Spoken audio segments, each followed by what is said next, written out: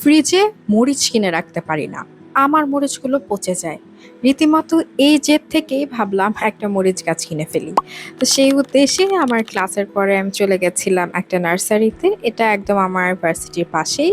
তো ঘুরে ফিরে দেখছিলাম এত এত টাইপের গাছ, আসলে এখানে গেলেই মনটা ভালো হয়ে যায়। যে সময়টাতে আমি গিয়েছিলাম মামা তখন ট্রাক থেকে তার নতুন গাছগুলো নামাচ্ছিল। তবে এখনকার সিজনে তেমন কিন্তু সুন্দর কোনো ফুলের গাছ পাওয়া যায় না। এরপর আমি পেয়ে যাই একটা পুদিনা পাতার গাছ। এটা দেখা মাত্রই আমি ভেবেছি যে আমাকে এটা একটা নিতেই হবে, কেন কি বাসায় থাকলে মাঝে মাঝে পুদিনা দিয়ে কিছু ড্রিঙ্ক বানিয়ে খেতে পারবো।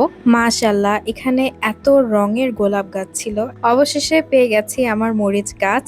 একদম আজকে এসেছে এই গাছগুলো। এখানে একটু কালো কালারের মরিচ, এটা আসলে আমি কিনবো না, তা আমি এরকম সবুজ মরিচের একটা গাছ কিনে নিয়েছি।